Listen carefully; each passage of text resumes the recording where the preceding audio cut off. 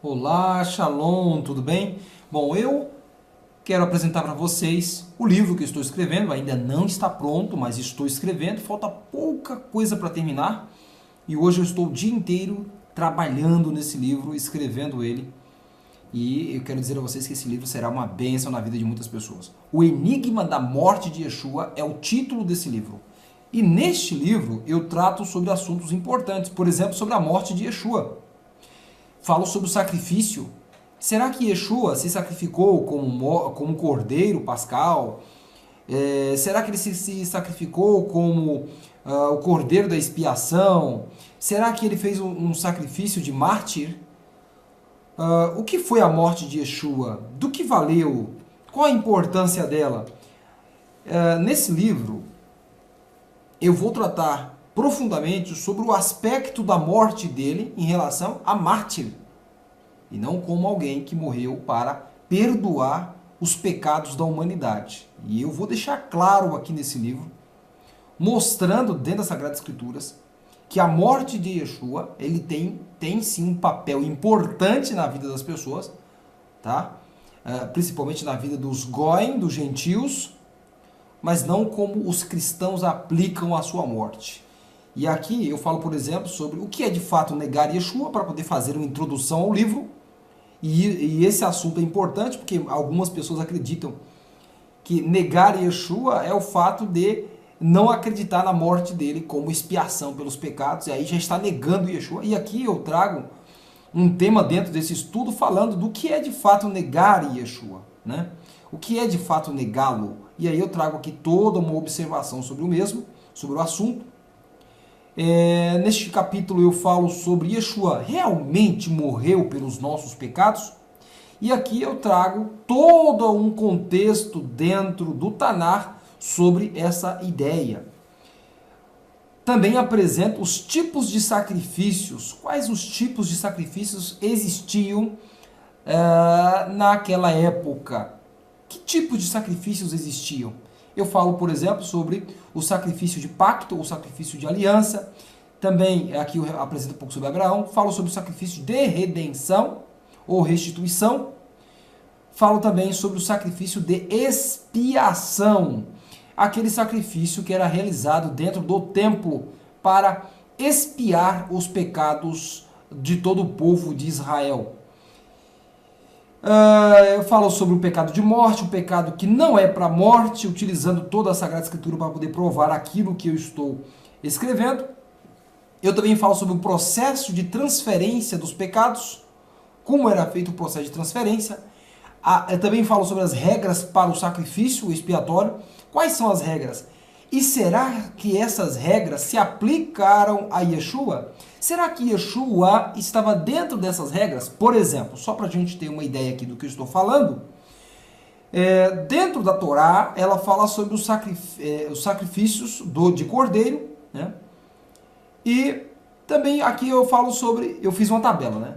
Aqui eu trago uma tabela sobre os sacrifícios, né? As regras dos sacrifícios dentro da Torá e o sacrifício de Yeshua. Por exemplo, primeiro, não sacrificar fora do local designado.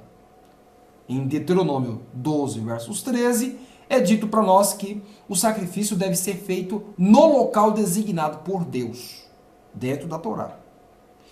Em Mateus 27, verso 33, Yeshua foi sacrificado ou foi morto no Gólgota, no lugar da caveira, que era um lugar costumamente utilizado para sacrificar ladrões e criminosos, ou pessoas que era vista como alguém que havia cometido alguma infração, ou foi delatado pelos príncipes, ou pelos ali sacerdotes do templo. No segundo ponto eu falo sobre não sacrificar o animal que tenha defeito passageiro. Não sacrificareis para o teu Elohim, touro ou cordeiro que está com defeito, ou que ele tenha ali um machucado, etc, etc. Isso está em Devarim, Deuteronômio 17, versos 1, por exemplo. Aí, comparando com Yeshua, Yeshua foi sacrificado depois de muita tortura, depois de ser surrado e maltratado. Nisso, pois, Pilatos tomou a Jesus e mandou açoitá-lo. Ele foi torturado, foi torturado e ele foi ali maltratado antes do suposto sacrifício expiatório. Então, será que o Eterno dá as regras para o sacrifício expiatório e depois Yeshua se aplica a ela, mesmo sendo maltratado, mesmo sendo açoitado? Seria esse sacrifício, esse cordeiro pronto para o sacrifício? Por exemplo, eu falo sobre confessar perante, uma das regras da Torá, né, a terceira regra, é confessar perante Elohim por toda transgressão que haja realizado. E confessarão sua transgressão. E ali você deve confessar a transgressão sobre o animal, sobre o cordeiro a ser sacrificado. Mas será que isso se aplica a Yeshua? Ora, nós sabemos que sobre Yeshua nenhum ato de confessamento, de confissão, houve sobre Yeshua. Ninguém confessou seus pecados sobre ele. Isso não aconteceu no ato de sua morte. A quarta regra, não sacrificar animal defeituoso que haja sido apresentado pelo gentio. Ou seja, você não pode fazer nenhum sacrifício é aceito quando um gentio atua sobre aquele animal. Mas da mão do estrangeiro não apresentareis para sacrifício. E Yeshua foi morto pelas mãos dos romanos. Nenhum sacerdote realizou o sacrifício de Yeshua. É ou não é verdade?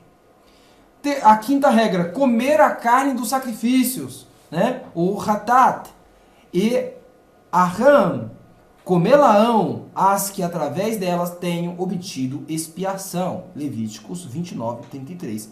A carne de Yeshua não foi consumida. Há aqueles que dizem assim, mas foi consumido depois por meio da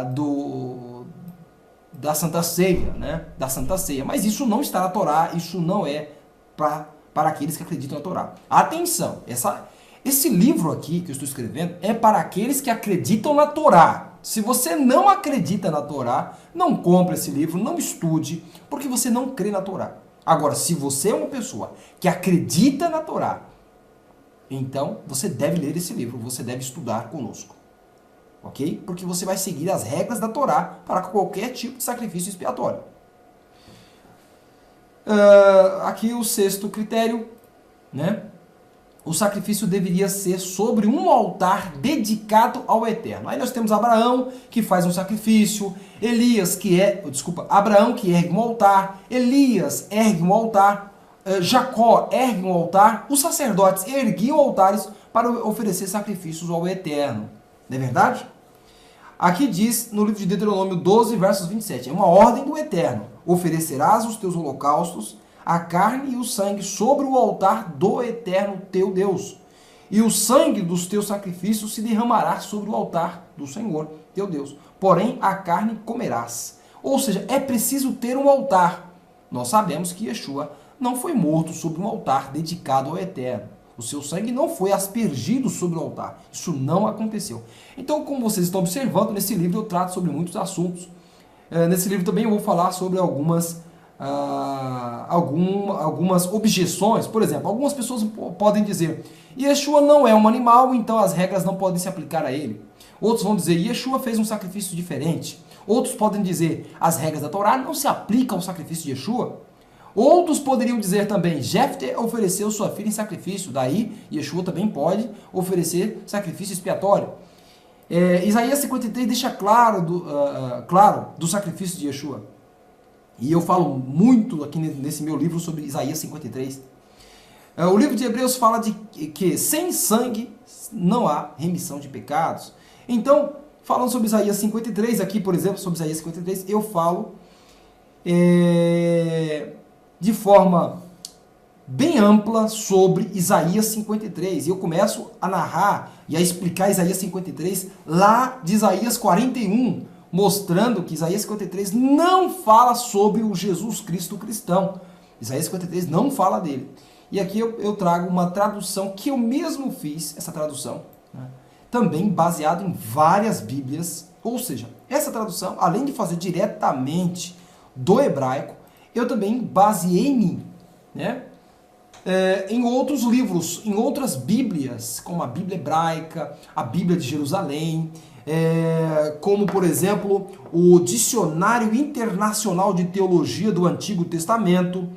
Eu também utilizei aqui a Bíblia do Peregrino, a Bíblia Tebe, utilizei também o hebraico interlinear, utilizei também a Bíblia, a Nova Versão Internacional, e utilizei várias outras Bíblias para poder trazer essa tradução como você vê aqui. Quem acreditou na notícia que ouvimos, para quem foi revelado o braço do Eterno e cresceu como broto perante ele desde a terra seca? E aqui eu trago no rodapé alguns comentários sobre essa tradução que eu fiz. Né? E aqui eu termino a tradução e começo então a falar sobre a interpretação cristã sobre Isaías 53 e também sobre a interpretação judaica ortodoxa sobre Isaías 53. Tá? Porque aqui, neste livro, para mim, no meu entendimento, tanto os cristãos estão errados em sua interpretação quanto os judeus ortodoxos. Por quê? Os judeus ortodoxos falam que o servo sofredor é Israel e não é Israel. Por quê? Porque o texto vai dizer que o servo morre. Israel não morreu, por mais que eles digam que morreu lá no genocídio, quando Hitler matou milhões de judeus. Não se refere àquilo. O texto vai dizer que o servo sofredor nunca cometeu pecado, nunca cometeu erro, e nós sabemos que todos que morreram ali no genocídio,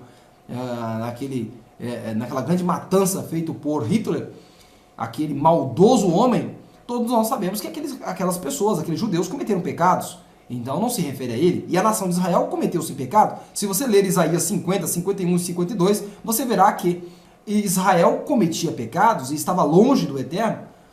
Já em Isaías 53 fala de um servo que não comete pecado. Então, não está se referindo a Israel. E também a interpretação cristã que fala que está se referindo a Jesus Cristo, em Isaías 53, não também se refere a ele. Agora, a pergunta que eu faço a você é: a quem se refere? A quem está se referindo?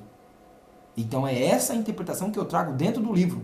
Para quem está se referindo? Aqui eu trago então as objeções falando sobre os cristãos, né? E a interpretação deles. Ele fez expiação como está escrito na Torá?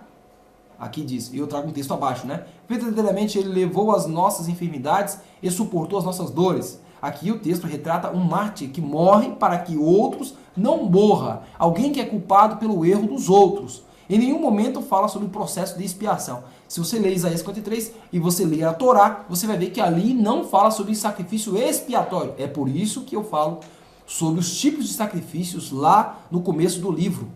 Né? Eu, quando terminar esse livro, vou fazer um vídeo aí, não sei, de 3, 4 horas, falando sobre o livro, falando sobre todo o assunto.